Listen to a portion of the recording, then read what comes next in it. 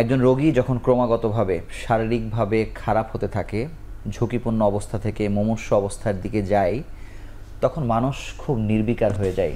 স্বজন, আশপাশের মানুষ তাকে কোথায় নিয়ে যাবে, কিভাবে নিয়ে যাবে, যে জায়গায় নিয়ে যাওয়া হয়েছে সেটি সঠিক কিনা, এই নানান ধরনের প্রশ্ন তার মাথায় খেলতে থাকে। একই সঙ্গে সে চিন্তা করে যে পরিমাণ খরচ সেটি সে কুলায় উঠতে পারবে কিনা।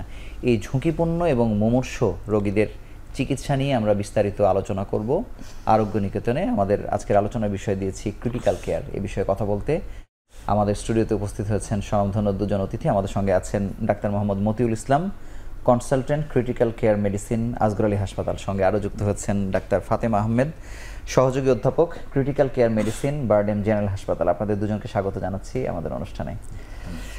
আমি প্রথমেই ডাক্তার ফাতেমা আহমেদ, আপনাকে স্বাগত জানাচ্ছি। অনেকদিন পর আপনার সঙ্গে আমরা মুখোমুখি হলাম। আপনার কাছে জানতে চাই যে ক্রিটিক্যাল কন্ডিশনটা আসলে রোগীর কোন অবস্থাটাকে আমরা আসলে বলবো? এটা সাধারণ ভাষায় যদি আমি বলি মানুষকে বোঝানোর জন্য, তাহলে আমাকে বলতে হবে যে এমন একটা সিচুয়েশন যখন সে ওয়ার্ডে বা নর্মাল একটা কেবিনে, যখন তার চিকিৎসাটা প্রপার করা সম্ভব হচ্ছে না, এতটাই সার্ভিস দরকার হচ্ছে যার জন্য তার ক্লোজ মনিটরিংও দরকার হচ্ছে এবং অনেক ইনস্ট্রুমেন্টের প্রয়োজন হতে পারে এবং সার্বক্ষণিক তার প্রতি মুহূর্তেই তার অবস্থার অবনতি হতে পারে। এই ক্রাইসিস মোমেন্টটাকে ওভারকাম করার জন্যই কিন্তু তাকে ক্রিটিক্যাল কেয়ার মেডিসিনের ট্রিটমেন্ট নিতে হবে, যাতে সে দ্রুত, ডিলে না করে সে দ্রুত সেরে উঠতে পারে। ধন্যবাদ। ডাক্তার মতিউল ইসলাম, অনেকগুলো নাম আছে, দেখবেন যে আমেরিকাতে এখন শোনা যাচ্ছে আর্জেন্ট কেয়ার, বাংলাদেশে যেমন জরুরি বিভাগ বা ইমার্জেন্সি, তারপরে তো আমরা আইসিইউ।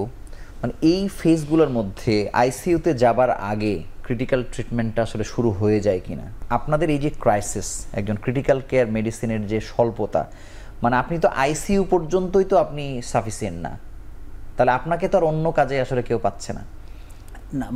অ্যাকচুয়ালি অলওয়েজ একটা জিনিস আমরা মনে রাখতে হবে, প্রিভেনশন অলওয়েজ ইম্পর্টেন্ট। আপনি পেশেন্ট যখন মুমূর্ষু হয়ে গেল তখন তো আইসিইউতে চলে আসলো, সেটা তো কিউরেটিভ।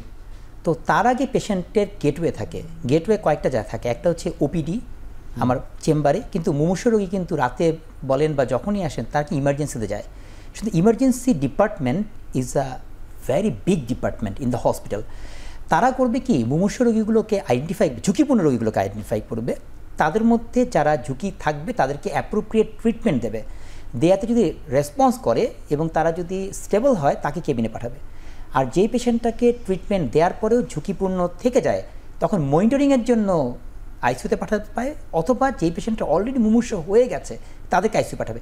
তো এই ইমার্জেন্সি এবং ক্রিটিক্যাল কেয়ার এর মাঝখানে আরেকটা অংশ আছে, সেটা হলো অ্যাকিউট মেডিসিন।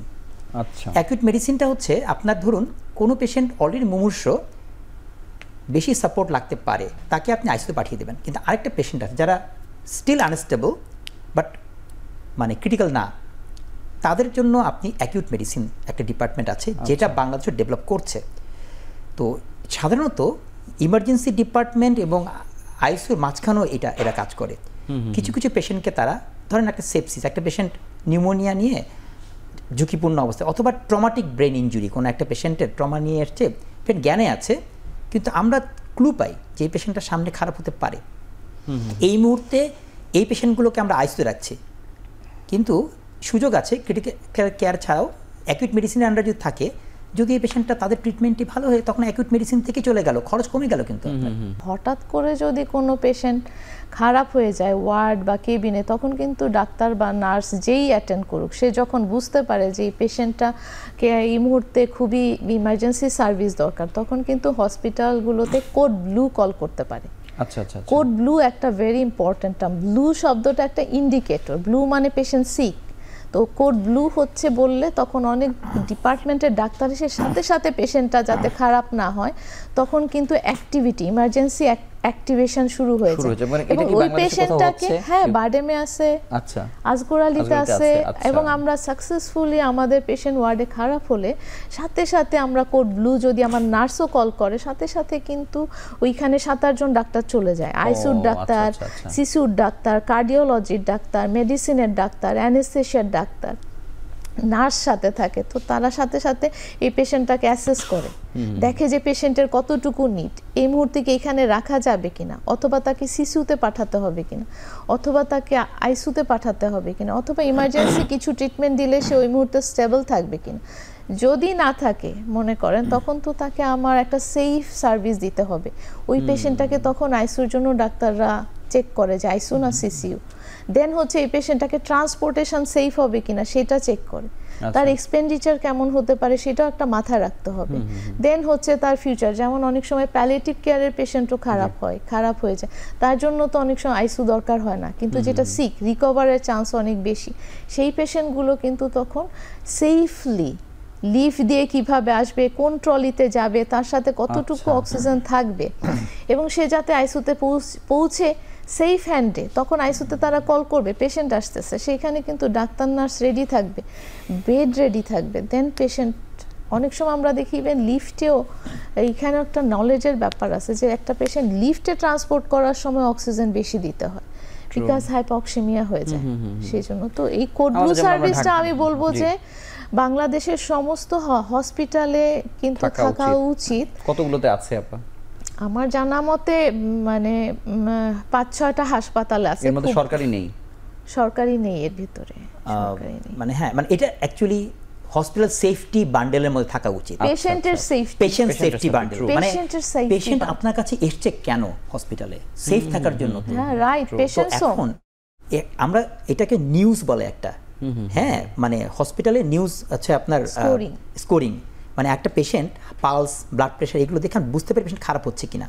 এটা আপনার ধরেন ইউরোপের বিভিন্ন আইসিইউতে, এটা মানে হসপিটালে ওয়ার্ডে এগুলো দেখা গেছে, নার্সই টের পায় যে পেশেন্ট খারাপ হতে পারে। এই জন্য দুটো সিস্টেম, একটা হচ্ছে আপা যেটা বললেন যে কোড ব্লু, সেটা হচ্ছে ভ্যারি সিক পেশেন্ট যারা হার্ট অ্যাটাক হতে পারে বা হার্ট স্টপ বন্ধ হয়ে যেতে পারে সেটা। আর এর বাইরে আরেকটা আছে আমরা RRT বলে, র্যাপিড রেসপন্স টিম, এবং এগুলোতে কিন্তু আপনার এম্পাওয়ারমেন্ট লাগে। ওইখানকার ডক্টর যারা আছে মিড লেভেল ডক্টর যারা, তাদেরকে এম্পাওয়ার করা হয়। আচ্ছা, কারণ পোস্ট গ্রাজুয়েট ডক্টর বলেন বা ট্রেন ডক্টর যারা 4-5-7 বছর যাবত আইসিইউতে হসপিটালে কাজ করছে, তারা এম্পাওয়ার থাকে। তারা তখন পেশেন্ট পিক আপ করে আর কি। ধরুন পেশেন্ট খারাপ হচ্ছে, কেবিনে গেল, যে দেখলো যে পেশেন্টটাকে কিছু ট্রিটমেন্ট দিল, ফ্লুইড দিল, অ্যান্টিবায়োটিক দিল, ভালো হয়ে গেল, কিন্তু যদি মনে হয় যে না এটা খারাপ হতে, তখন সেফ ট্রান্সফার, সেটা র্যাপিড রেসপন্স। আর যদি বেশি খারাপ হয়ে যায় তখন কোড ব্লু টিম এসে রিসেসিটেট করে তারপরে অ্যাপ্রোপ্রিয়েট জায়গায় প্লেস করা। মানে কেন কোড ব্লু মানে যত গুরুত্বপূর্ণ, মানে আপনার আলোচনা যতটুকু বুঝলাম, আমি যদিও আগে শুনিনি, এটা তো সব থেকে বেশি যদি আমি 1 নম্বর প্রায়োরিটি দিই, সেটা তো ঢাকা মেডিকেলে দরকার। জি, মানে যে পরিমাণ রোগীর সব হাসপাতালে প্রয়োজন। কিছুটা মানে এখন একেবারে নাই বললে হবে না। আমরা যখন ক্রিটিক্যাল কেয়ারে যখন কাজ করার সময় বিভিন্ন জায়গায় প্লেস যখন ছিল, আমাদের স্টুডেন্টরা বর্তমান যারা আছে তারা নিজেরাই একটা প্যাক করে ফেলেছে। ধরুন আমরা ইমার্জেন্সি যখন যাই, কয়েকটা জিনিস, ম্যান পাওয়ার লাগে, মেশিন লাগে। ধরুন আপনি গাইনি ওয়ার্ডে কোনো একটা পেশেন্ট খারাপ হয়ে গেল, ওইখানে যদি আমি এক্সপার্ট ম্যান পাওয়ার যদি আইসিইউর ম্যান পাওয়ার যদি আপনি নিয়ে যান এবং তার সাথে যদি কিছু ইকুইপমেন্ট থাকে, তাহলে কিন্তু সেটা কিন্তু রিসার্চেশনের জন্য ওখানেই সার্ভিসটা। এই জন্য ঢাকা মেডিকেলে আমাদের স্টুডেন্টরা তারা কিন্তু একটা প্যাক করেছে, সোরাদিতে করেছে, তারা কিন্তু আমাদের কলিগরা কিন্তু কল করেন ওনারা। আচ্ছা, অর্গানাইজ না, কিন্তু আমাদের কলিগরা কিন্তু যাচ্ছেন, মানে অন্যভাবে হচ্ছে ম্যানেজ, কিন্তু ফর্মালি সেভাবে হলে ভালো। কিন্তু ধরেন আমাদের প্রাইভেটে আমরা যেভাবে একটা স্ট্রাকচার করেছি, বারডেমে যেভাবে স্ট্রাকচার করেছি, সেটা নাই, সেটা হয়তো ওখানে আরো হবে। মানে সেইটা করার জন্য কি মানে কোন সোসাইটি, মানে গভর্নমেন্ট হয়তো ওইভাবে জিনিসটা ট্রাই করছে না, কিন্তু আপনারা মানে একটা আলাদা একটা প্রফেশনাল বডি হয়ে আপনারা কি চাইছেন আসলে? যেমন মনে করেন গাইনোকোলজির ক্ষেত্রে আমরা ডাক্তাররা এসে বলে যে আমাদের লেবার রুম প্রোটোকল আমরা সারা বাংলাদেশে এস্টাবলিশ করতে চাই আর কি, যেখানে সি সেকশন হবে, মানে এরকম ওজিএসবি হয়তো এটা নিয়ে হয়তো দৌড়ঝাঁপ করছে, আপনারা কি করছেন? না, এটা আসলে এটার ব্যাপারটা গল্পটা অন্যরকম। যেটা এটা হচ্ছে একটা হসপিটাল ম্যানেজমেন্টের মধ্যে এটা পড়ে চলে আসে, যিনি আমাদের ডিরেক্টর থাকবেন তার মাথা থেকে আসার কথা। মানে এটা তো তাদের কাছেই থাকবে, কিন্তু মানে এই আলোচনাটা তুলবে কে? মানে এটা যে আপনার দরকার, মানে এই নিডটার ব্যাপারটা আসলে এমফাসিস দেয়া এর জন্য প্রত্যেকটা হসপিটালের জন্য কিন্তু হসপিটালে একটা মিনিমাম মানে কি বলে একটা সেফটি প্রোটোকল, একটা গাইডলাইন থাকে, অ্যাক্রিডিটেশন থাকে। এখন আমাদের গভর্নমেন্ট হসপিটাল যদি আমরা অ্যাক্রিডিটেশন করতে পারতাম, স্ট্যান্ডার্ডাইজেশন, আমাদের জেসিআই প্রাইভেট হসপিটালগুলোতে হচ্ছে, আমরা সরকারিতে কেন হবে না? আপনি যদি জেসিআই দিয়ে আমাদের যদি পিজি হাসপাতালকে যদি বাংলাদেশ মেডিকেল ইউনিভার্সিটি যদি আপনি করতে পারেন, বিএমইউ তে করতে পারেন, আমরা যদি ঢাকা মেডিকেলে জেসিআই যদি একটা চেষ্টা যদি করি, চেষ্টা করা, তখন এগুলো প্রত্যেকটাই আছে। অন্তত Patient নিজে তো safety, ট্রাই করানো যায় আর কি। অনেক হ্যাঁ, ভালো সার্ভিস। আপা যে ট্রান্সপোর্টের কথা বললেন, এটা সেখানেই থাকবে। প্রত্যেকটা স্টাফকে, এমনকি যে রিসেপশনে যে Porter, ছেলেমেয়েটা কাজ করছে cleaner, তাদেরকে সিপিআর ট্রেনিং দিতে হবে। True. Because hospital is a different place. এখানে সবসময় অসুস্থ হতে পারে রোগীরা, শুধু ডাক্তার নার্সের মানে দায়িত্ব না, যে কারো সামনে সে অসুস্থ হয়ে পড়ে মারা যেতে ট্রেনিং পারে। দিতে হবে। এখন প্রাইভেট হসপিটালে এগুলো করতে গেলে অনেক খরচ হয়, তারপরে কিছু করছে। কিন্তু আমাদের মনে হয় যে গভর্নমেন্ট হসপিটালগুলোতেও এরকম অ্যাক্রিডিটেশন বোর্ডের মাধ্যমে অ্যাক্রিডিট করা উচিত, এবং বাংলাদেশ গভর্নমেন্টের থেকেও অ্যাক্রিডিটেশন কমিটি থাকা উচিত, যেটা সবগুলো হসপিটালকে দেখবে। এই অ্যাক্রিডিটেশন চেকলিস্ট আছে। তো আমরা সবসময় ক্রিটিক্যাল কেয়ার এভিয়েশন মেডিসিনকে আমরা ফলো করি। এই যে এভিয়েশন মানে কি, আমরা প্লেনে উড়ে না আকাশে, ওরা অনেক সেফটি দেখে, কিন্তু ওখানে অনেক চেকলিস্ট আছে। সেরকম চেকলিস্ট আমাদের হসপিটালে কিন্তু হয়ে গেছে। এখন আপনি সেই চেকলিস্টগুলো, আমাদের রিইনভেনশন অফ হুইল দরকার নেই, এটা চলছে, এটাকে ইমপ্লিমেন্ট করলেই হলো, এবং ইট ইজ পসিবল। এবং ইমপ্লিমেন্ট করা খুব সিম্পল, জাস্ট মানে সিস্টেমটা জানলেই হবে, এখানে কোনো এক্সট্রা কোনো কিছুর প্রয়োজন হয় না। এবং এখানে তো আরও অনেক কাহিনী আছে। যেমন ধরুন যে সার্চ ক্যাপাসিটি বলে, ধরুন আপনি একটা হসপিটাল আইসিউতে, ধরেন 20 বেডের আইসিউ আছে গভর্নমেন্ট ঢাকা মেডিকেলে, কারণ কোনো কারণে ওই সময় 30টা পেশেন্ট আসলো, তখন আমরা জানবো যে একটা সার্চ হলে আমি কোন কোন জায়গাতে এক্সট্রা আইসিউ খুলে ফেলবো, মাল্টিপল ক্যাজুয়ালিটি কীভাবে ম্যানেজ করবো, মাস ক্যাজুয়ালিটি, এটার প্ল্যান থাকে, হসপিটাল ম্যানেজমেন্ট প্রোটোকলের মধ্যে থাকে। এমন না যে আমি এখন কিং কর্তব্য বিমূঢ় হয়ে গেলাম। তারপরে ধরুন যে রিসোর্স আছে, কাজে লাগছে না। আপনি ঢাকা মেডিকেল বলেন বা অন্য জায়গায় অনেক মেশিনপত্র আছে যেগুলোকে আমরা ইউটিলাইজ করতে পারছি না, হয়তো আমি জানি না, পাঠাচ্ছি না। এক্সাম্পল ধরুন plasma therapeutic plasma exchange machine ধরেন আর কি, সেটা ধরেন আমাদের, আমি জানি যে কয়েকটা আছে, কিন্তু হয়তো বিভিন্ন কারণে চালু নেই। তো ওই যে হসপিটাল ম্যানেজমেন্টে অ্যাক্রিডিটেশন কমিটিতে এগুলো কবে আমরা টেস্ট রান করব, এই মেশিনের হেলথ আমি কতদিন পর দেখবো, সেটাও একটা দেখার বিষয় আছে। ধন্যবাদ। ডাক্তার ফাতেমা আহমেদ, আপনার কাছে একটু জানতে চাই যে এগুলো তো হচ্ছে যে মডেল কথা আমরা বলছি, যে যেটি হওয়া উচিত, কিভাবে হতে পারে, না অলরেডি এক্সিস্টেন্ট কিন্তু আছে, কিছু জায়গায় আছে, কিন্তু মনে করেন এটা হয়তো ঢাকা শহরের কিছু জায়গায় হয়তো আছে কয়েকটা হসপিটালে, কিন্তু বাংলাদেশের আপনি 64টা জেলা যদি ধরেন বা একটা বিভাগীয় শহরও যদি ধরেন, শুধু ঢাকাটা বাদ দিয়ে যদি ধরেন, সিনারিটা কি ঘটছে একটা রোগীর ক্ষেত্রে? এইটা আসলে আমি বলবো যে আমরা অনেক পেশেন্ট পাই যারা বান্দরবন থেকে আসতে পারতেছে না, এরকম কিডনির পেশেন্টই ধরেন আইসিইউ লাগলো, একদিন 2 দিন সার্ভিস নিয়ে চলে গেল, কারণ সে হচ্ছে অত দূর থেকে এখানে সে থাকতেও পারবে না। এবং বান্দরবান জেলাগুলোর জন্য কিন্তু, বা ভোলা, বা ধরেন আমার এলাকা ঢাকার একদম কাছে, যেমন ধরেন বিক্রমপুরী, এইখান থেকে যখন মানুষ কোনো সিক হয় তখনও কিন্তু তাকে একেবারে ঢাকায় আসতে হয়। সেখানেও কিন্তু ভালো কোনো হাসপাতাল নেই যে ঠিক ওইখানে পেশেন্ট অ্যাকিউট এমআই হলো, তাকে সাথে সাথে যত দ্রুত আমার 90 মিনিটস ট্রিটমেন্টের জন্য সেই পেশেন্টটা আসতে পারবে, এই সার্ভিসটা কিন্তু আমার এই কাছের জেলা তো নেই। শুধু ঢাকা একদম সেন্টার শহরে কিছু হাসপাতাল আছে, কিন্তু এর বাইরে কিন্তু মানুষের যে ডায়াবেটিক অ্যাওয়ারনেস, প্রেশার অ্যাওয়ারনেস, এগুলো কোনো, ইভেন ভ্যাকসিনেশন অ্যাওয়ারনেসও নাই। সিক হলে আমার নিজের পরিচিত, আমার নিজের ফ্যামিলির প্রচুর মানে মেম্বারই আমি বলবো, তারা নিজের বাড়ি থেকে হাসপাতালে যেতেই অনেকেই মারা গিয়েছেন, এখনো যাচ্ছে। আর আপনি যদি বলেন যে 64টা ডিস্ট্রিক্ট, তখন আপনাকে যদি আমরা অনেক থিঙ্ক করি, তখন আমরা বলবো আমাদের এখানে হেলথ সার্ভিস নাই, তারা হেলথ সার্ভিসের বাইরে।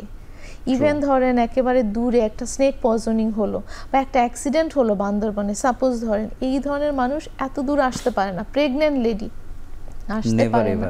তো ওইসব রিমোট এরিয়ার জন্য অবশ্যই আমি বলবো ট্রান্সপোর্টেশনগুলো যদি থাকে, এবং হচ্ছে যে ওইসব সাবসিডি থাকে, গভর্নমেন্ট যদি ওইসব জায়গার মধ্যে হেলথ সার্ভিসকে ইমপ্লিমেন্ট করতে চায়, অবশ্যই তাকে হেলথ সার্ভিস ইন্স্যুরেন্স করতে হবে অন্য সব দেশের মতন, যে আমার সিটিজেনের জন্য অ্যাটলিস্ট, যেমন ইন্ডিয়াতে মাতৃ সুরক্ষা, মানে মা যদি অসুস্থ হয় সে টাকা নিয়ে তো আর হাসপাতালে আসতে পারছে না ওইসব জায়গায়, তো তখন সে কি করবে, তার জন্য কে কি করবে? তাহলে অবশ্যই এখানে দেশের এবং মানুষের অবশ্যই অনেক কিছু করার আছে। তো তাদেরকে কিন্তু আমি বলবো যে অ্যাক্সিডেন্টগুলো এবং রাস্তাঘাটে যে অ্যাক্সিডেন্টের পেশেন্টগুলো আসে হাসপাতালে, পেরিফেরিতেই যখন একটা অ্যাক্সিডেন্ট হয়, তার কিন্তু কোনো ধরনের মানে সার্ভিস, ফার্স্ট এইড বলি আমরা, যে ইমার্জেন্সি একটা ট্রমা ভিকটিমের জন্য, এই যে এতগুলো গাড়ি অ্যাক্সিডেন্ট 2-3 দিনের মধ্যেই হয়েছে, কিন্তু ওই পেশেন্টগুলো যে কিভাবে ওই ইমিডিয়েটলি কি ট্রিটমেন্ট হবে, সেখান থেকে কোথায় ট্রান্সপোর্ট হবে এবং তার নিডটা কি ট্রিটমেন্টের, সেটা কিন্তু কোথাও আমরা দেখি নাই, চোখে পড়েই নাই। এখানে যে এই ধরনের পেশেন্টগুলো যখন এরকম অ্যাক্সিডেন্ট হয়, এটা কিন্তু জনসাধারণের অ্যাওয়ারনেস। আমি ওই মুহূর্তে জনসাধারণের যে হেলথ এডুকেশন, এইটা যদি থাকে, তারাই কিন্তু প্রাইমারিলি ওনাকে কিভাবে পজিশন করবে, কিভাবে রাখবে, সেইটা তার ট্রান্সপোর্ট করবে, এটা কিন্তু হেলথ এডুকেশনের ভিতর আসে। জেনারেল আমাদের সিটিজেনদের এটা প্রাইমারি হেলথ এডুকেশনের ভিতর আসতে হবে। এই যে নিড, এই যে ক্রাইসিস, এই যে আমরা পারছি না, এতদিনেও যে পারলাম না, অ্যাক্রিডিটেশন, আমরা যদি অ্যাক্রিডিটেশনের প্রসঙ্গ বাদও দিই, ক্রিটিক্যাল কেয়ারের এই নিডটা, যেখানে ক্রিটিক্যাল কেয়ার মেডিসিনের কেউই নাই, হয়তো একটা জেলাতে অন্য কেউ হয়তো এটা ডিল করছে, মানে এই আওয়াজটা, এই তথ্যগুলো, এই ক্রাইসিসটা কি বলবে? একটা তো গণমাধ্যম বলবে, কিন্তু তার বাইরেও অন্য একটা বডি এই প্রসঙ্গগুলো তুলতে পারে কিনা? ক্রিটিক্যাল কেয়ার আগে যেটা আসে, আপনি যে কথা বললেন, ইমার্জেন্সি ট্রিটমেন্টে আমরা খুব পিছিয়ে আছি। হ্যাঁ, আমি নিজে দেখেছি কোনো জায়গাতে অ্যাক্সিডেন্ট হলে ইভেন পুলিশ সদস্য কনফিউজড এই রোগী কোথায় পাঠাতে হবে। আমি ঢাকা মেডিকেলে আপনাকে বলি, যদি ক্যাজুয়ালিটির একটা রোগী হয়, আমি তো ডাক্তার না, তো ওটা রক্ত দেখে যে পরিমাণ তাড়াহুড়া হয়, মনে করেন আর একটা হার্টের রোগী বা অন্য একই ধরনের ক্রাইসিসে আছে, তাকে নিয়ে আসার পরে তার বেডে আগে নিয়ে যাওয়া হয়, তার ওয়ার্ডে, ওইখান থেকে সিদ্ধান্ত নেওয়া হয় সে আবার কোথায় যাবে। আমরা রিপোর্ট করতে গিয়ে আসলে দেখেছি তখন আপনার মনে হয়েছে এটা তো এখনই দরকার, এখনই দরকার, মানে সবার জানা উচিত কিন্তু যে আমার দরকার, কোথায় ইমার্জেন্সি হলে কোথায় যাবে। তার মানিকগঞ্জে একটা অ্যাক্সিডেন্ট হলে মানিকগঞ্জ থেকে দেখবেন ঢাকা মেডিকেলে দৌড় দেয়, সেটা তো হওয়ার কথা না। মানিকগঞ্জের লোকাল কোথায় যেতে হবে পুলিশ থেকে শুরু করে সবাই জানবে, এবং সেই জায়গাতে আমরা কিন্তু দেখেন কমন জিনিস, ধরেন আপনার ভোলা বা ধরেন চর ফ্যাশনে ড্রাউনিং হতে বেশি হবে সেখানে, স্বাভাবিক। সুতরাং ওইখানকার আমরা ড্রাউনিং এর ব্যাপারে এক্সপার্ট হব। উত্তরবঙ্গে ধরেন বগুড়া বা রংপুরে হয়তো হিট স্ট্রোক বেশি হতে পারে, তো ওইখানকার ইমার্জেন্সিগুলো হিট স্ট্রোকের দিকে থাকবে। আপনার উথুলি বা আরিচা, তারপর আমাদের এই যে বর্তমান ঢাকা মাওয়া হাই, ওখানে ট্রমা, সেখানে আমার ট্রমা সেন্টার, মানে এবং আমাদের ওইখানে প্রত্যেকটা রাস্তায় নাম্বার লেখা থাকবে, ফোন নাম্বার, যে ট্রমা হলে কোথায় কল করবেন। এটা কিন্তু সারা পৃথিবী সব জায়গায় দেখতে পেরেছেন, তাই না?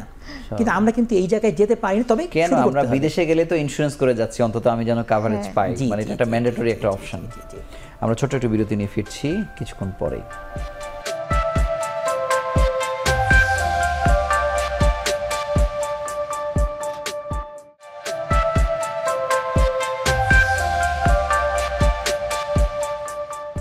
ডাক্তার ফাতেমা আহমেদ, আপনার কাছে জানবো যে মানে ক্রিটিক্যাল কেয়ার মেডিসিন, যেটি ক্রমাগতভাবে এটার একটা মানে আর্জেন্সিতে অনেক আগে থেকে ছিল, সংখ্যায় আপনারা বাড়ছেন আর কি, কিন্তু একটা হতাশা তো আসলে কাজ করে যে মানে যে পরিমাণ মানুষের নিড, সেই পরিমাণ তো আপনারা আসলে মানে ওই সংখ্যায় এখনও নাই। কিন্তু আমি জানতে চাই যে একজন ক্রিটিক্যাল কেয়ার মেডিসিন স্পেশালিস্টের ওরিয়েন্টেশনটা কীরকম, মানে এই বিষয়গুলো যে আপনারা ডিল করছেন, মানে আপনাকে তো সব রোগকেই তো আসলে ডিল করতে হচ্ছে, সব রোগের ক্রাইসিস ম্যানেজমেন্ট তো আপনাকে করতে হচ্ছে, ওই ওরিয়েন্টেশনটা কি রকম সেটা একটু জানতে চাই। আসলে এটা একটা টিম ওয়ার্ক। আমি জি, মানে এটা এমন না যে আপনিই সব করছেন, ব্যাপারটা সেরকম না। না না, কখনোই না। জি, কখনোই না।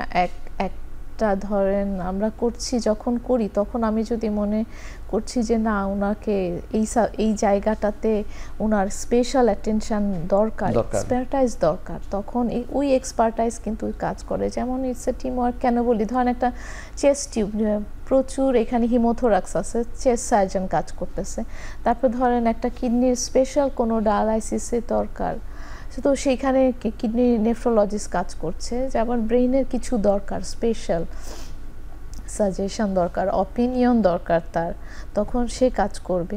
তারপর ধরেন পেশেন্টের গাইনোকোলজিক্যাল পেশেন্ট আসতে পারে, আমাদের দেশে গাইনোকোলজিক্যাল পেশেন্টের সংখ্যাও কম নয়, এবং যখন পেরিফেরিতে থেকে আসে তখন তারা অনেক সিক হয়ে আসে, তো ওই পেশেন্টগুলোকে অনেক সময় আপনার যেই সাবজেক্ট যদি মনে হয় যে এই সাবজেক্টের বাইরে আমার অন্য সাবজেক্ট দরকার হবে, সেটা তো আপনি ওখানেই পাচ্ছেন, ডেফিনেটলি ওখানে থাকতে হবে আর কি। না থাকলে, যেমন বাইরের দেশেও কিন্তু এক হাসপাতালে সবকিছুই যে থাকবে এরকম না, তাহলে কিভাবে অ্যারেঞ্জ করা যাবে? কখনো সে অনলাইনে দিতে পারে, কখনো ওনাকে ডাকার আগে, এই যে বিশেষায়িত যারা, তাদেরকে ডাকার আগে আমি বলছিলাম যে আপনি যখন এফসিপিএস করছেন বা এমডি করছেন হোয়াটএভার, মানে সেই জায়গাতে তো আপনার একটা বেসিক ওরিয়েন্টেশন আছে যে আপনি Definitely. সবকিছুকে ম্যানেজ করতে পারেন, সেই জায়গায় একটু জানতে চাই আর কি। Definitely. না মানে আসলে আমাদের ট্রেনিংটা হয় যেরকম ধরুন আমাদের প্রথমে মেডিসিন বিশেষজ্ঞ হতে হয় আর কি। জি হ্যাঁ, তো ধরেন এরপর Super মেডিসিন specialized তারপরে subject এটা। মেডিসিন বিশেষজ্ঞ হওয়ার পরে ওই পার্টটা পাস করার পরে অলরেডি তারপরে আমাদের সুপার স্পেশালাইজেশন যেতে হয়। অ্যাকচুয়ালি আমাদেরকে কার্ডিওলজিতেও প্লেস থাকতে হয়, কার্ডিয়াক সার্জারিতে, নিউরো সার্জারিতে অ্যাজ এ সার্জন, সেটাই বলছি। ঢাকা মেডিকেল কলেজে ক্যাজুয়ালিটিতে আমাদের প্লেসমেন্ট থাকে।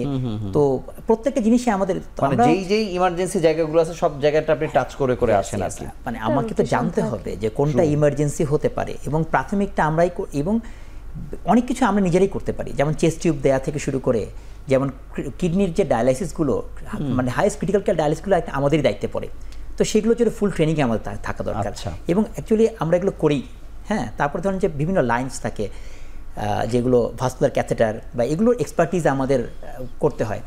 তো ধরেন টেকনিক্যাল বিষয়গুলো আর কি। হ্যাঁ, আচ্ছা, আমি একটু জটিল আলোচনায় চলে গেছি। ডাক্তার ফাতেমা আহমেদ, যেটি ট্রান্সপোর্টেশনের কথা আপনি খুব বলছিলেন, বাংলাদেশে যে ট্রান্সপোর্টেশনগুলো আছে রোগী আনা নেয়ার ক্ষেত্রে, এটার ব্যাপারে আপনার অভিজ্ঞতা কি, বা এটা কতটুকু মানসম্পন্ন বা আসলে কেমন হওয়া উচিত? বাংলাদেশের যেই সব আইসিইউ অ্যাম্বুলেন্স কিছু ট্রান্সপোর্টেশন আছে, নর্মাল অ্যাম্বুলেন্সগুলো আসলে একেবারেই খুব কোনো সার্ভিস আমি মনে করি না যে আছে, এবং পরিষ্কার পরিচ্ছন্নতাও বলেন সেগুলো নেই।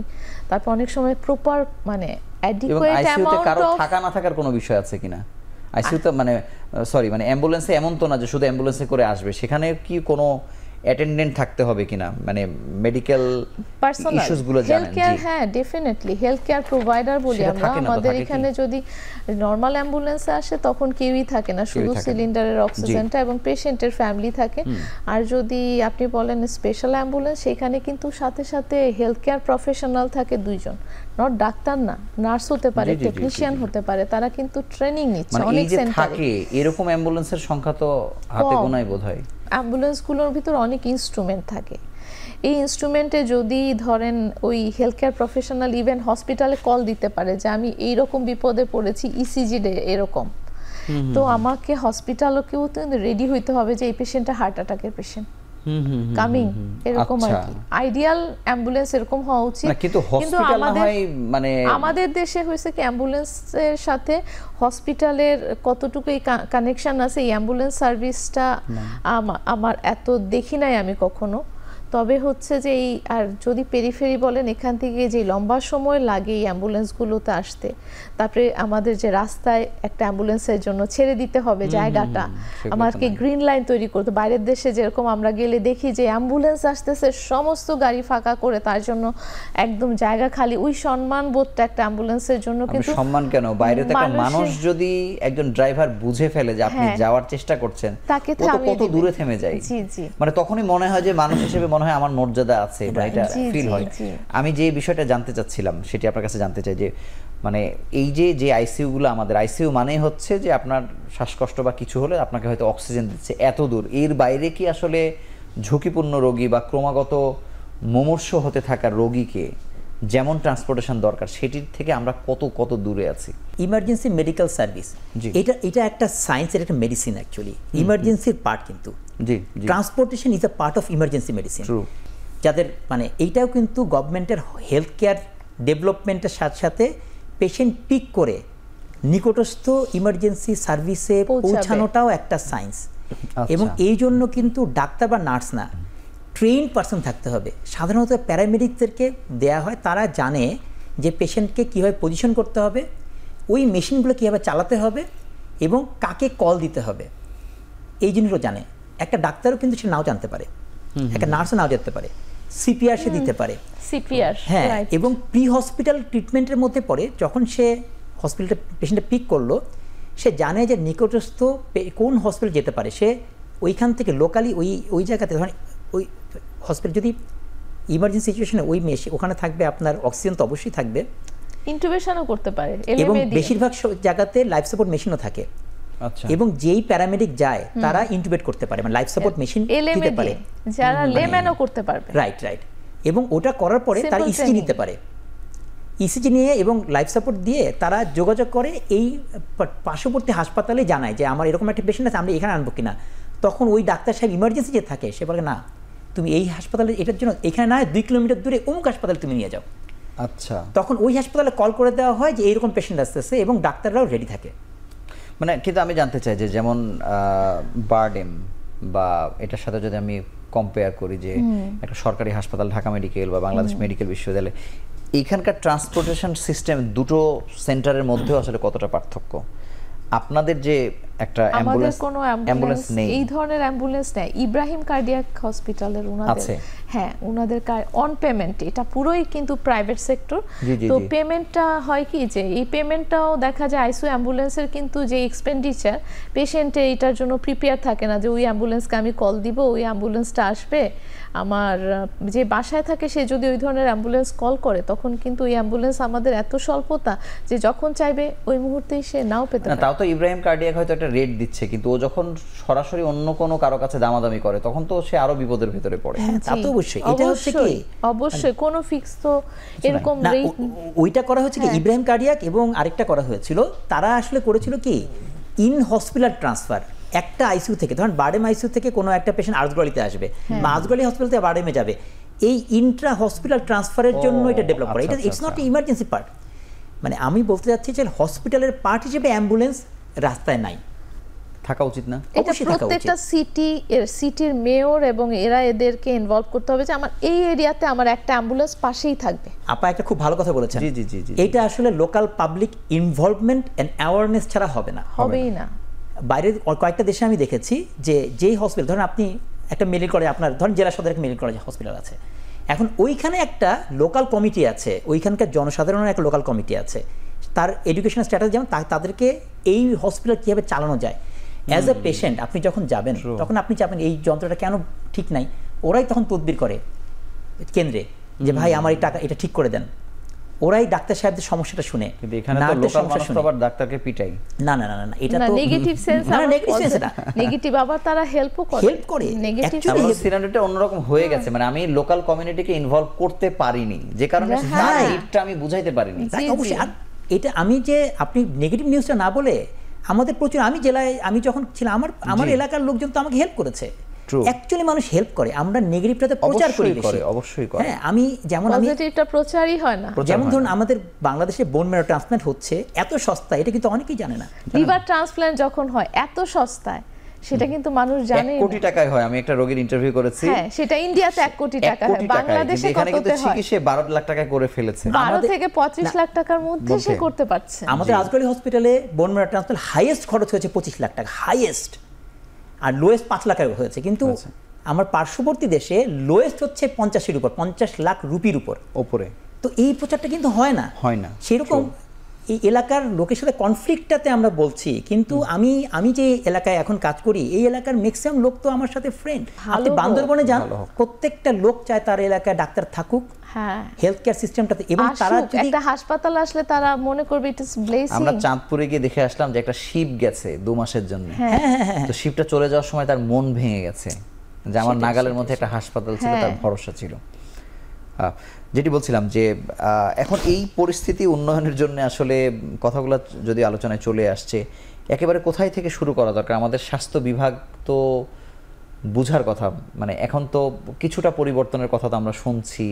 একজন চিকিৎসক, তিনি আসলে এই যে বাংলাদেশ মেডিকেল বিশ্ববিদ্যালয়ের উপাচার্য ছিলেন, উনি অনেক কিছু ওরিয়েন্টেড, মানে এই জায়গাতে কি মানে ক্রিটিক্যাল কেয়ার পর্যন্ত যাওয়ার সময় তো আসলে আসে নাই, বা মানে আলোচনা এত রাষ্ট্রের বড় বড় পর্যায়ে আছে, মানে এই আলোচনাটা কোন জায়গাতে আছে? মানে বাংলাদেশে ক্রিটিক্যাল কেয়ারের আলোচনা কোথায় আছে, কি হয়? মানে সঠিক লোককে সঠিক জায়গায় প্লেস করতে হবে। জি, যতজন হসপিটাল ডিরেক্টর আছেন, জি, তারা কি হসপিটাল চালানোর বিষয়ে বিশেষজ্ঞ হয়ে গেছেন, নাকি তিনি যদি ধরেন আমি জেলা হাসপাতাল যে চালিয়েছে তাকে যদি ঢাকায় মেডিকেল কলেজে বসান, সে আরেকটা জেলা হাসপাতাল বানাবে। ট্রু। এখন আপনি তাকে কি ট্রেন করা হয়েছে কিনা, কিন্তু ওই প্রশাসনিক অভিজ্ঞতা তো আছে কিনা একটি হসপিটাল তাকে ট্রেন করার জন্য দেয়ার আর সাম ট্রেনিং মডিউলস। যে মনে করেন আমাদের কর্পোরেটগুলোতে যারা আছে তাদেরকেও যদি তারা যারা বিভিন্ন জায়গা থেকে কাজ করে, আমরা এই দেশে বিদেশে তারা যারা আছে সেইটাকে আপনি ইমপ্লিমেন্ট করেন না কেন? সেটি তো আপনি নার্সিং সার্ভিসটাও চিন্তা করেন, আমরা এখন নার্সিং সার্ভিসটা ওল্ড মডেলে আছি, ওয়ার্ল্ড নার্সিং সার্ভিসের চলে। আর শুধু ডাক্তার হিসাবে হিসাব করবেন হবে না, আমার নার্সিং, আমাদের টেকনিশিয়ান, আমাদের হসপিটাল স্টাফ, এই যে কি বলে প্যারামেডিক্স, হসপিটাল যতগুলো কি বলে যে মানে অ্যাম্বুলেন্স ওয়ার্কার মন খারাপ হয় না আমাদের হসপিটাল সার্ভিসে, ম্যাক্সিমাম দেখবেন আমাদের নার্সিং ওদেরকে আমরা কথা বলতে শিখাই না। আমরা আমাদের অ্যান্সিলারি স্টাফদেরকে কথা বলতে শিখাই। ডাক্তারের কাজ কিন্তু সামান্য, আমি তাকে ডিসিশন দিয়ে আসি, কিন্তু রোগীটা থাকছে আমার নার্সের কাছে। তাদেরকে আমি আমার সিকিউরিটি গার্ড কীভাবে কথা বলতে হয় তাকে আমি শিখাইনি। এগুলোতে কিন্তু ইম্প্যাক্ট পড়ে। আচ্ছা, আমি একটু অন্য প্রসঙ্গে একটু আসতে চাই যে একটা মুমূর্ষ রোগীর ক্ষেত্রে বা ক্রিটিক্যাল কেয়ার যার দরকার এরকম একটা পেশেন্টের ক্ষেত্রে আমাদের বাংলাদেশের যে সিনারিও, আমরা যদি সরকারিতে বলি যে একদম মানে মানে ডোর লক হয়ে গেল, রোগী তার সাথে কথা বলতে পারছে না, কোনো ধরনের যোগাযোগ নাই।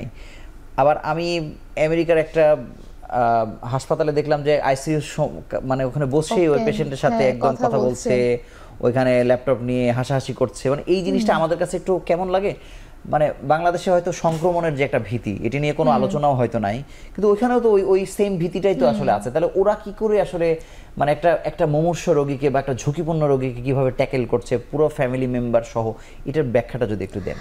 আসলে এটা খুব ইম্পর্টেন্ট। আমি নিজেই পেশেন্ট হলাম, সাপোজ কখনো, তখন তো আমি চাইবো যে আমার ফ্যামিলি মেম্বারটা আমার পাশেই থাকুক, সে আমার খাবারের সময় থাকুক, এটা যে কোনো মানুষই চাইবে। তো ওনারা এটাকে বলে পেশেন্ট ফ্রেন্ডলি হসপিটাল, মানে পেশেন্টের জন্যই কিন্তু হাসপাতাল, আমাদের জন্য হাসপাতাল না। পেশেন্ট কিভাবে ভালো থাকবে, সেই তো পেশেন্টের সাথে বসে ওখানে একটা স্পেস থাকে প্রচুর, ওই স্পেসে কিন্তু পেশেন্টের ফ্যামিলি যদি আসে, তারাও কিন্তু ওই যে অল্প বয়স থেকে তাদের কিন্তু স্কুলিং থেকেই শুরু হয় যে এই পেশেন্ট খারাপ হলে কি হবে, এই পেশেন্টের হ্যান্ড হাইজিন স্কুলে শেখায় বাচ্চাদের। হ্যান্ড হাইজিনে এখন বাংলাদেশের অনেক স্কুলে আমি দেখেছি বাচ্চাদের হ্যান্ড রাব ওয়াশিং শেখাচ্ছে আর কি। তো এই জিনিসগুলো ওরা ওরিয়েন্টেড থাকে, এবং হসপিটালে যখন এরকম হয় এটা পেশেন্টের জন্য খারাপ হয় না, এবং দেখা যায় পেশেন্টের ফ্যামিলি নার্স এবং ডাক্তারদেরকে হেল্প করতে থাকে। এইটাও কিন্তু একটা ট্রেনিং এর ইস্যু যে আমি নার্স যে এত হার্ড ওয়ার্ক করতেছে, ওনাকে আমি কিভাবে হেল্প করব। আর একটা জিনিস না, আমি ওনাকে ক্রিটিসাইজ করব, এই জিনিসগুলো বিষয় আছে যে positive attitude is very important. আমি যেটা জানতে চাচ্ছিলাম যে আমরা যেমন নিরুৎসাহিত করি সরকারিতে, কিন্তু পারি না, ঠিক আছে, উনি ঢুকে পড়ছেন। আবার অনেক বেসরকারিতে আমরা দেখেছি যে আইসিইউ মিন্স কোনো যোগাযোগ নাই আর কি, আপনি সংক্রমণের কথা বলেই তো তাকে ঢুকতে দিচ্ছেন না, মানে ট্রু, নো প্রবলেম। কিন্তু একটা আইসিইউতে পরিবারের 3-4 মানুষ একই জায়গাতে বসে আছে, কথা বলছে, ওখানে ট্রিটমেন্ট নিচ্ছে, তাহলে উনি ইনফেকশন কন্ট্রোলটা কিভাবে করেন? না, এখানে কিন্তু আপনি যেই জায়গার কথা বললেন, জি, এটা কিন্তু হসপিটালে ঢোকা থেকে কিন্তু একটা সিগনেশন হয়ে গেছে। আচ্ছা, আপনি মনে করেন যে আমি একটা হসপিটাল, এই গত সপ্তাহে আমি একটা বাইরে একটা খুব ভালো একটা হসপিটালে আমি একটা কাজে গিয়েছিলাম, ওইখানে প্রত্যেক পেশেন্টের সাথে 2টো করে অ্যাক্রিডিটেশন কার্ড দেয়া থাকে। আচ্ছা, আপনি হসপিটাল প্রেমিসে আসতে পারবেন। আমি যে ওল্ড টাউনে কাজ করি, এখানে আপনি যদি বলেন দুজনের বেশি আসতে পারেন, ভাঙচুর হয়ে যাবে। এবং আমি আমার আইসিইউ পেশেন্টদেরকে খুবই অ্যালাউ করতে চাই এবং করিও, দেখা যায় কি ওরা হচ্ছে কি যে ওরা সেটাকে একের পর এক আসতে থাকে। ওইখানে কিন্তু শুধুমাত্র 2জন বা 1জন তারাই কিন্তু বসে থাকে, এবং তারপরে যে স্পেস চেঞ্জ হচ্ছে না আর কি, স্পেসটা যে এই স্পেস কি আপনি দিতে পারছেন? অলরেডি আমরা এই স্পেস দিতে যে পরিমাণ এক্সপেন্ডিচার হয় আপনি অ্যালাউ করতে পারেন, তাহলে এটার সাথে আমার আরো হয়তো 20-30% কস্ট আরো বেড়ে যাবে। তখন তো ওই যে ইন্স্যুরেন্স বা অন্য প্রসঙ্গগুলো যেটা আমার এখানে নাই, যেটা সম্ভব, এবং আপনি হয়তো অবশ্যই সম্ভব টপ হসপিটালে গিয়েছেন বলে এটা দেখেছেন, জি জি জি, বাট মিড লেভেল হসপিটাল যারা আমাদের কোয়ালিটিতে আছে তাদের ক্ষেত্রে কিন্তু ব্যাপারটা এরকম না, শেয়ার পাচ্ছে না। ওরা যে ব্যক্তি আবার সারা জীবনে যেভাবে ওরিয়েন্টেড, সেও ওই ঝুঁকিটা সম্পর্কে সে অ্যাওয়ার, এবং সে নিজেই চায় না তার বাবাকে আরেকজন দেখুক শিখে অবস্থায়। আচ্ছা, আর আমরা হয় কি, আমি কয়েকদিন আগে ভিডিও ভাইরাল হলো, আপনি দেখলেন না যে একটা রোগীর কাছে এসে বলছে ছবি তোলো, বার্নের একটা পেশেন্ট কিছুদিন আগে ভাইরাল হয়েছে। এই জিনিসগুলো কিন্তু আমাদের কালচারে এখনো ডেভেলপ করে। এটা কালচারে ডেভেলপ করলে ব্যক্তিগতভাবে আমি আমার 15 বছরের বয়সের নিচে যত পেশেন্ট থাকে আমার আইসিইউতে সবার বাবা মাকে আমি অ্যালাউ করি। আচ্ছা, হ্যাঁ, এটা আমার পক্ষে সম্ভব, কারণ আমার স্ট্রাকচারটা ওরকম আছে। কিন্তু ধরেন একজন নানু 70 বছর বয়সে, তার 10টা ছেলে মেয়ে, can you allow the family? আবার উনি যত ক্রিটিক্যালি ইল বা ওনার ঝুঁকিটা যত বেশি অন্যজনের থেকে। ট্রু। আমি আসবো আরো একটি ছোট্ট বিরতি নিয়ে আলোচনায় ফিরছি।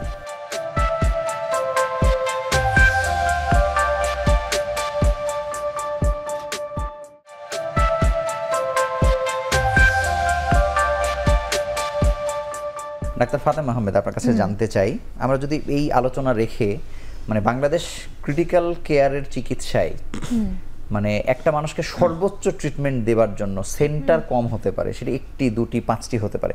আমরা কোন জায়গায় এখন আছি?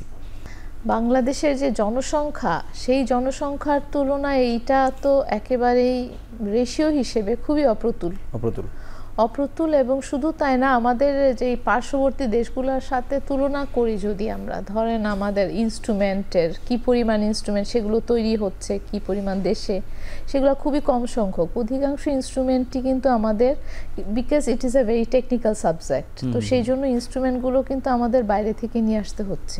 যেটা হয় মানুষের, যেমন মানুষ এফোর্ডেবিলিটি যে বলছেন, যে আপনি কোশ্চেনটা ছিল যে মানুষের জন্য কতটুকু এক্সেসেবল, সেটা কিন্তু খুব বেশি এক্সেসেবল হতে পারছে না বিকজ অফ এক্সপেন্ডিচার কারণে। ইনস্ট্রুমেন্ট যখন বাড়বে, ওষুধের দাম যখন বাড়বে, তখন ভেরি সিক পেশেন্টের কিন্তু বেশি পরিমাণে আপনার এক্সপেন্ডিচার বাড়তে থাকে। একটা কম সিক, একটা বেশি সিক পেশেন্টের এক্সপেন্ডিচারের মধ্যে অনেক ডিফারেন্স আছে। তো এই জন্য হচ্ছে এফোর্ডেবল হতে হলে অনেকগুলো সেক্টরকেই কিন্তু একসাথে কাজ করতে হবে। এক্সেসেবল হতে হলে অনেকগুলো সেক্টর, যে ইন্ডাস্ট্রিয়াল সেক্টর যেমন এখানে কাজ করবে যে হ্যাঁ আমার এই ইনস্ট্রুমেন্টগুলো দেশে তৈরি করি, প্রোভাইড করি, কোম্পানিগুলো তাদের ওষুধপত্রগুলো যাতে প্রপার। কিন্তু আমি এখান থেকে আমি একটু ডাক্তার মতিউল ইসলাম আপনার কাছে জানতে চাই, যেমন বাংলাদেশের এখন আলোচনা, নতুন করে আলোচনা হচ্ছে যে ঠিক আছে আমি 98% ওষুধ বাংলাদেশে তৈরি করতে পারি, আমি স্বয়ংসম্পূর্ণ বলছি, কিন্তু আমরা কিছুদিন আগে এটা এখন টিভিতে রিপোর্ট করেছি, কিন্তু ওই 98% ওষুধ আমি যে জায়গায় স্বয়ংসম্পূর্ণ বললাম, সেখানকার কাঁচামাল পুরোটাই আমি আবার বিদেশ থেকে আনছি। তার মানে সত্যিকার অর্থে আমি কিন্তু আত্মনির্ভরশীল হতে পারিনি। একইভাবে ক্রিটিক্যাল কেয়ারের ক্ষেত্রে, আইসিইউর ক্ষেত্রে, সিসিইউর ক্ষেত্রে যেই ইনস্ট্রুমেন্টগুলো আমার কেনা লাগছে, সেটা তো আমি যদি আমাদের বুয়েটিয়ানদেরকে কাজে লাগাতে পারি, বায়োমেডিক্যাল ইঞ্জিনিয়ার যারা টুকটাক কাজ করেছে, যে অক্সিজেন মেশিন তৈরি করেছে, বা চাইলে মানে ওদেরকেও আমরা কাজে লাগাতে পারি কিনা বা চাই কিনা। আসলে বুয়েটের যে আপনার বায়োমেডিক্যাল ইঞ্জিনিয়ারিং ডিপার্টমেন্ট, তারা কিন্তু দে আর ডুইং আ লট, এবং তাদের কাছ থেকে আমাদের অনেক চেষ্টা করেন আর কি এগুলো নিয়ে কাজ করার জন্য, এবং আমাদের সাথেও কিন্তু বেশ কয়েকটা কাজ ওরা করেছে, এবং বেশ কয়েকটা একটা মানে আমি বলবো আমাদের আজগলি হসপিটালের সাথে কোলাবোরেশন করে একটা ওই ডিভিডি পাম্প মেশিন ওরা বর্তমানে মার্কেটে যেটা আছে তার চেয়ে একটা উন্নত প্রোটোটাইপ ওরা নিয়ে এসেছে, এবং এটা হিউম্যান ট্রায়ালে চলে গেছে, এবং কিছুদিন পরে প্যাটেন্সি এটা হয়ে যাবে। হয়ে গেলে রিপোর্ট করতে চাই কারা করেছে এটা।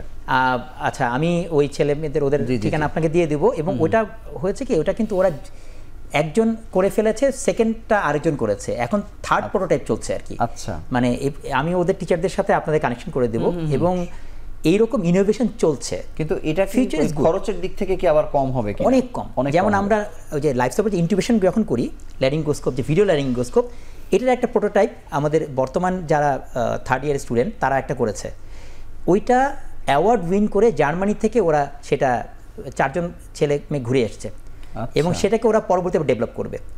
তো এবং ওগুলো আমাদের কাছে দিচ্ছে, আমরা আমাদের পক্ষ থেকে যেটুকু হেল্প করার করছি। তো অ্যাকচুয়ালি আমাদের আরএনডিতে যেতেই হবে, নতুবা আসলে অ্যাক্সেসিবল করার উপায় নাই। এখন আপনার প্রত্যেকটা জিনিসের বাংলাদেশে প্রোটোটাইপ করতে হবে। রাইট। আপনি কোভিডের পরবর্তী সময়, কোভিডের সময় আমরা কয়েকটা বড় কোম্পানিকে বলেছিলাম যে মেকানিক্যাল ভেন্টিলেটরটা ইন্টারফেস এবং যেগুলো কাজ, ওগুলো কিন্তু অনেক কিছু হচ্ছে বাংলাদেশে, তারা ফ্রিজ তৈরি করছে, টিভি তৈরি করছে, ওরা কিন্তু একটু ইনোভেশন করলে কিন্তু পারা সম্ভব। ল্যাপটপ হচ্ছে, ট্যাবলেট হচ্ছে, তো সম্ভব। তো হয়তো আমরা এখনো হেলথ কেয়ারে মনোযোগ দেইনি। আমি বললাম না যে ওষুধের আলোচনা তো আপনি মানে ওই যে খুশি হওয়ার পরে এখন কিন্তু আর একটা কোশ্চেন রেইজ হচ্ছে, কিন্তু আমি অন্য মেশিনগুলো যে বানাতে পারি এটা আলোচনাতেই এখন আসে নাই। না সেইটাই আরো ইনস্ট্রুমেন্ট, সিভি লাইন, আমরা যে টিউবস, আমরা একটা ছোট ক্যানুলা দেই, সেই ক্যানুলাটা অবাক হয়ে যাবেন, একটা ছোট্ট প্লাস্টিক টিউব, সেটার দাম 1,500 টাকা, আমাকে হসপিটালে কিনতে হচ্ছে 1,500 টাকা দিয়ে। তো এখন এটা যখন দেয়া হয় তখন তো অনেক টাকা না, তো সেই রাবার টিউব আমার মনে হয় 10 টাকা বা 20 টাকা দিয়ে আমাদের বাংলাদেশে বানানো সম্ভব। কিন্তু এগুলো নিয়ে কাজ করতে হবে, এগুলো নিয়ে আসলে গভর্নমেন্টেরও প্ল্যান থাকতে হবে, প্রণোদনা দিতে হবে। বেড, ভালো হসপিটাল বেডও বাইরে থেকে আসে। আচ্ছা, অ্যাম্বুলেন্সের যে সব হসপিটাল বেডের দাম 7 লাখ টাকা, তাই না? 7 লাখ থেকে 10 লাখ টাকা হসপিটাল বেডের দাম। ট্রলি ট্রান্সপোর্টেশন এগুলো বাইরে থেকে আসে। এই যে পেশেন্টগুলো যখন আসে মানে মুমূর্ষ এবং ঝুঁকিপূর্ণ, মানে তারাও আসলে চিকিৎসক যেই থাকুক না কেন, সে ক্রিটিক্যাল কেয়ারের থাকুক বা অন্য ডিসিপ্লিনে, মানে কেমন একটা প্রত্যাশা করে চিকিৎসকের কাছে, মানে ওই স্টাফদের কাছে তাদের কথা, তাদেরকে ম্যানেজ করা, এটা তো একটা বিশাল জটিল কাজ এবং তারা ক্রমাগতভাবে চাই তার আপডেট নিতে। আমার মা আইসিইউতে ছিল, আমি জানি আর কি। একবার মনে হয়েছে যে ঠিক আছে আমি রিপোর্টটা পাঠালাম, অনলাইনে পাঠিয়েও হয়তো একজনকে একটা মন্তব্য নেওয়ার চেষ্টা করছি, আরেকজনের সাথে কথা বলছি, যিনি ডাক্তার আছে তার সাথে কথা বলার চেষ্টা করছি। এই জায়গাটাও কি আসলে, অবশ্যই আপনাদের ডিসিপ্লিনের মধ্যে এটাও ওরিয়েন্টেড বোধ হয়, আমি জানি না, মানে এই জায়গাতে আসলে আমাদের গ্যাপটা কেমন আমি হয়? এখানে গ্যাপ একটা জিনিস বলবো যে এখানে ভিজিলেন্সই খুব ইম্পর্টেন্ট। ট্রু। পেশেন্ট যখন খারাপ হয় তখন ভিজিলেন্সি ইজ মানে ভাইটাল। আপনাদেরকে যারা আরাম নিয়ে আপনারা যেন কাজ করতে পারেন, যেটি সরকারিতে হয় না। হ্যাঁ, কিন্তু বেসরকারিতে ঝামেলা কি হয়?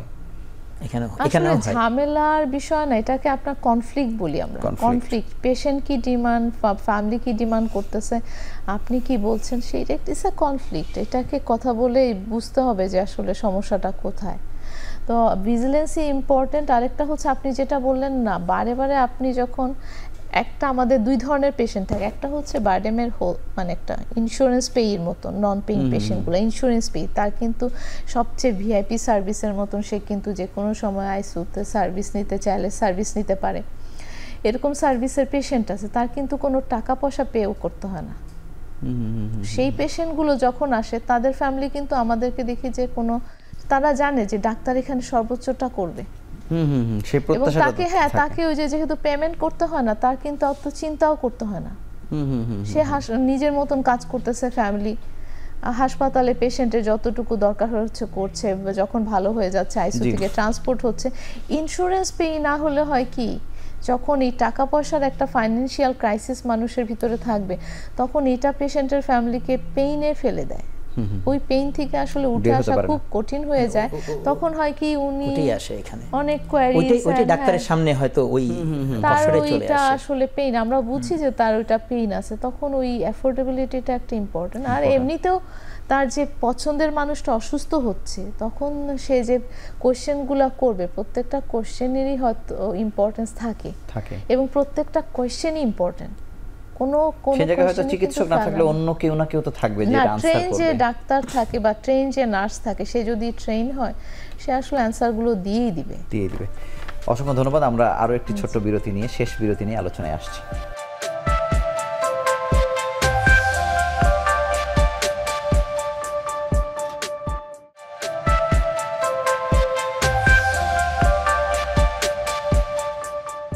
ডাক্তার মতিউল ইসলাম, আপনার কাছে জানতে চাই, আমরা তো আসলে হতাশ হয়ে যাই, আসলে কিছুই নাই, তারপরেও এর মধ্যে থেকে অনেক কিছু দাঁড়িয়েছে। মানে আমরা যদি বলি যে একেবারে শুরুও যদি আমরা করতে চাই, আমাদের তো আসলে বাংলাদেশের আলোচনাটা ঢাকা শহরের না, আজগর আলীর না, বারডেমের না। সেক্ষেত্রে মানে স্বাস্থ্য বিভাগকে যদি আপনি বলেন, মানে মন্ত্রণালয়, অধিদপ্তর, মানে এখানে কোন জায়গা থেকে আসলে এই আওয়াজগুলো, আলোচনাগুলো আসলে শুরু হওয়া উচিত, সে আলোচনা হয়তো আপনারাও শুরু করছেন। আমি বারবার কিন্তু আপনাদের সোসাইটির কথা কেন বলছি, যে সোসাইটি একটা খুবই একটা স্বতন্ত্র বডি, সে সমস্যা সমাধান না করতে পারলেও আলোচনা তুলতে পারে, ভয়েস রেইজ করতে পারে, সংকটগুলা তুলতে পারে। একটা সংবাদ সম্মেলন করে, একটা প্রেস ক্লাবে বসেও কিন্তু এই সংকট, যেমন আপনি আমার কাছে বলছেন, একটা টেলিভিশনে আমরা কথা বলছি, এটা জাতির সামনে বলা যেতে পারে। সেই জায়গাতে আপনাদের দায়িত্ব আছে। আমার ব্যক্তিগত মতামত হচ্ছে যে সিস্টেম ইমপ্লিমেন্টেশনটাই ইম্পর্ট্যান্ট। ট্রু। ডাক্তারি আপনি যতই শেখেন না কেন, আপনি যত ভালো অপারেশন করতে পারেন না কেন, সিস্টেমের মধ্যে আমাদের অনেক ভালো সার্জন আছে, অনেক ভালো ক্রিটিক্যাল কেয়ার ডক্টররাও তৈরি হয়েছে, মেডিসিন ডক্টর, কিন্তু আমরা হয়তো সিস্টেমের মধ্যে নাই। তো আমার মনে হয় এই সিস্টেমগুলোকে চালু করার জন্য সিস্টেম জানে এরকম লোকদেরকে ডিসেন্ট্রালাইজ করে জায়গা দিতে হবে। এখন একটা জেলায় ধরেন, আপনি একটা জেলা স্বাস্থ্য কর্মকর্তা যিনি আছেন, তিনি কি এই সিস্টেমটা জানেন কিনা? ধরুন আমি যদি ধরেন বিসিএস এর পোস্টিং পেলাম, আমি কোন একটা সময় হয়তো ওখানে থাকলাম, তাকেও আসলে ট্রেন করতে, উন্নত দেশে আসলে আমি কোন মডেলে বাংলাদেশকে চালাতে চাই, এটা চিন্তা করতে হবে। কিন্তু আমি যদি স্পেসিফিক ভাবে ক্রিটিক্যাল কেয়ারে আসি, মানে এটার কোনো আলোচনা আপনাদের সাথে কারো হয় কিনা? আচ্ছা, আমরা স্বাস্থ্য বিভাগে যে এক্সেসটা আমরা কিন্তু বেসরকারি যখন হয়, বেসরকারি সার্ভিসগুলোই কিন্তু যখনই একটু হায়ার কোয়ালিটি সার্ভিস আসে, তখনই বেসরকারি সার্ভিসের নাম চলে আসে। ট্রু। কিন্তু দেখা যায় হেলথ সার্ভিসের মধ্যে বেসরকারি সার্ভিসের লোক কোথায়? নাই। ডেটাও যখন বাংলাদেশ গভর্নমেন্ট দিচ্ছে, তখন কিন্তু সে দিচ্ছে সরকারি ডেটার উপরে, কিন্তু সরকারিতে আপনি সেবা নিচ্ছে তো 30%, রাইট, বাকি 70% তো সে বেসরকারিতে গিয়ে নিচ্ছে। জি জি জি জি জি। কিন্তু এই আলোচনাগুলো আসলে স্বাস্থ্য বিভাগের সাথে জড়িয়ে পেঁচিয়ে আসতে হবে, নতুবা এই সমস্যার সমাধান হবে না। না, তা তো সেই আলোচনাটা হচ্ছে কিনা কোনো না কোনোভাবে? এখন আমাদের তো বিভিন্ন, এখনো আমরা আসলে প্রাইমারি কিছু জায়গায় আছি। এগুলো হয়তো ক্লিনিক সার্ভিসের সাথে মানে সরাসরি ডিরেক্টরদের সাথে কথাবার্তা হয় হয়তো। যেমন মনে করেন একটা সোসাইটির কাজ কি বাংলাদেশে, যে কোনো সোসাইটির কথা বলি, তার কাজ হচ্ছে যে আপনি ক্রিটিক্যাল কেয়ারের একটা হয়তো ইন্টারন্যাশনাল কনফারেন্স করবেন, বিদেশি ফ্যাকাল্টি আসবে, সবাই দেখবে। কদিন আগে যেমন হলো শিশু হৃদরোগের বাংলাদেশের 300 কার্ডিওলজিস্ট একটা মনে করেন একটা ইন্টারভেনশন দেখলো আর কি, ওয়ার্ল্ডের একজন সেরা একজন আসলেন। মানে এই কাজটা আপনারা যত সহজে করেন, সুন্দর করেন, আপনাদের ডাক্তারকে ট্রেনড আপ করছেন, কিন্তু ডাক্তার রেডি হয়ে যাওয়ার পরে আপনার ফ্যাসিলিটিস যদি তৈরি না হয়, তাহলে আপনি আর কি মানুষকে সেবা করতে পারবেন? আমি ডিফার করি, মানে ট্রেনিং এর চেয়েও জি আপনার সিস্টেমটা চালু। যেমন ধরেন আপনার এই যে বড় বড় সিস্টেমের আলোচনাটাই তো হচ্ছে না এখন, ধরেন হচ্ছে কিন্তু কোনো জায়গায় থেমে আছে, কোনো জায়গায় থেমে আছে অনেকগুলো কারণে। ধরেন আপনার এই যে ধরেন বড় হাসপাতাল ঢাকা শহরে যতগুলো আছে, সেগুলোতেও কি আমাদের ক্রিটিক্যাল কেয়ার ডক্টররা ক্রিটিক্যাল কেয়ারের আইসিইউ গুলো চালাচ্ছে কিনা, এটাও একটা ইস্যু আছে। আমরা জেনে বুঝেই হয়তো ঢাকা মেডিকেল কলেজের যে বড় আইসিইউ, সেখানে আমরা পুরোপুরি আমরা এম্পাওয়ার করছি কিনা, আমরা জেনে বুঝে তাদের কিন্তু অনেকে দিচ্ছি না। বিএমইউতে ক্রিটিক্যাল কেয়ারের একজনকে হয়তো কোনো একটা গ্রামে ফেলে রেখেছি কিনা, হ্যাঁ সেটাই আছে। মানে আমরা হয়তো জেনে বুঝেও এটা বিভিন্ন কারণে এই জায়গাগুলোতে আপনার সেটা রাজনৈতিক হোক বা সদিচ্ছার অভাব হোক, সেই জায়গাতে উঠে আসতে হবে। যে যে কাজটা জানে, ডিসিপ্লিনের পার্থক্য হোক, সে কারণে তো অনেক সময় হয়ে যায়। তারপরে বিসিপিএস থেকেও কিন্তু এই মানে বিসিপিএস থেকে ওই সাবজেক্টগুলোর মধ্যে সাবডিভিশন সাবজেক্টের যে স্পেশালিটিকে অনুধাবন করে সাবডিভিশনগুলো খুলতেও হবে। এখনো পর্যন্ত বিসিপিএস এ কিন্তু এফসিপিএস ক্রিটিক্যাল কেয়ার মেডিসিন নাই, এটা বিএমইউর আন্ডারে। বিএমইউ তো আবার সেপারেট ডিপার্টমেন্টই নাই এখনো পর্যন্ত, অথচ এটা আমাদের দেশের মানে একেবারে সেন্টার, মানে সেন্টারের মধ্যে আমাদের সাবজেক্টের কোনো ডিপার্টমেন্টই নাই, যেখানে উনারাই যদি অসুস্থ হয় ভর্তি হয় উনারা যে হয়তো এভার কেয়ারে। হ্যাঁ আপনি ধরুন, আপনি দেখেন বিএমইউর যে ক্রিটিক্যাল কেয়ার ডিপার্টমেন্ট, সেটা সার্জারি ফ্যাকাল্টির আন্ডারে, it's a medicine branch world wide, কিন্তু এটা সার্জনদের আন্ডারে ওদের ফ্যাকাল্টিটা। তো এই ভিতরে এইটা তো আপনাকে ঠিক করতে হবে জিনিসগুলোকে। এটা তো ওখানে যারা বসে আছে ওনাদেরই কাজ করতে হবে। মানুষ চায় সুস্থ থাকতে, মানুষ চায় অসুস্থ অবস্থায় সার্ভিস নিতে, এবং দে আর ভেরি থ্যাঙ্কফুল। অধিকাংশ মানুষই কিন্তু থ্যাঙ্কফুল থাকে এবং তারা বুঝে যে হার্ড ওয়ার্কিং ডিপার্টমেন্ট এবং এইসব ডিপার্টমেন্ট ছাড়া তাদের প্রিয় মানুষগুলোকে বাঁচিয়ে নেওয়া সম্ভব হতোই না। আরেকটা ইস্যু আছে, বেসরকারি হাসপাতালগুলো কিন্তু একটা সার্ভিস দিচ্ছে। বাংলাদেশের ধরেন 5 to 10% পপুলেশন তারা অ্যাফোর্ড করতে পারে, এবং তাদের সংখ্যা কিন্তু কম না, বিশাল একটা সংখ্যা। কিন্তু তাদের জন্য কিন্তু আমাদের এই বড় বড় হাসপাতালের সংখ্যা কিন্তু কম। কর্পোরেট হাসপাতালও আরও হতে হবে এদেরকে। আপনার দেশের বাইরে যাওয়ার গল্প যেগুলো বলি, তারা কিন্তু কর্পোরেট হাসপাতালের চেয়েও বেশি খরচ বাইরে করছে। ট্রু। তাদেরকে যদি আমরা রাখতে পারি, তাদের রাখার জন্য যে কটা কর্পোরেট, তার চেয়ে আর 10 গুণ কর্পোরেট হাসপাতাল বাংলাদেশে দরকার, আর সঠিক প্রচার দরকার।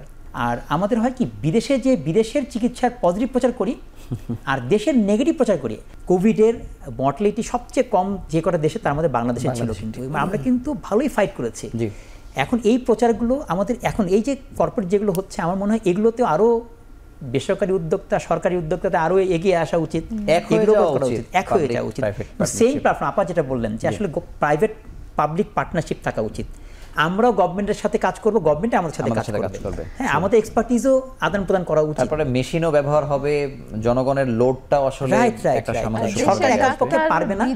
আরেকটা আমার মনে হয় যে এই দেশে আমি দেখি যে দেশের ডাক্তার বাইরে যে ট্রেনিং করে আবার যেন দেশে আসতে পারে, মানে ট্রেনিংটা সরকারি নিয়মে, সেই মর্যাদা তো আমরা আবার দিই না, ব্লক করে রাখি আর কি। সেইখানে আমরা একেবারে অনুষ্ঠান শেষ করছি। আপনাদের দুজনকে ধন্যবাদ। আমরা বিক্ষিপ্তভাবে অনেকগুলো বিষয় টাচ করেছি এবং সুন্দর করে বলবার জন্য আপনাদের প্রতি কৃতজ্ঞতা জানিয়ে বিদায় নিচ্ছি।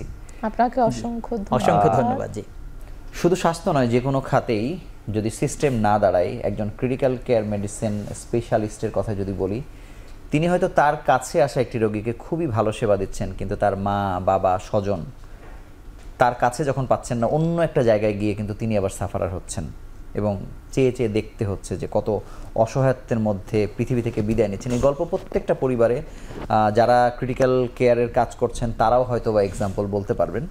তো যেই সমস্যাগুলো সমাধান আমাদের হাতের নাগালের মধ্যে আছে, রাষ্ট্রের সবার আগে উচিত একেবারে সমস্ত কিছুর ঊর্ধ্বে উঠে রোগীদের কল্যাণে কাজগুলো করা, এরপরে পর্যায়ক্রমে একটা মানুষকে, ঝুঁকিপূর্ণ এবং মুমূর্ষু মানুষকে কিভাবে সুস্থ জীবনে ফেরানো যায় সেই যুদ্ধে রাষ্ট্রের নেমে পড়া উচিত। সেই প্রত্যাশা আজকের মতো বিদায় নিচ্ছি। ভালো থাকুন, সুস্থ থাকুন।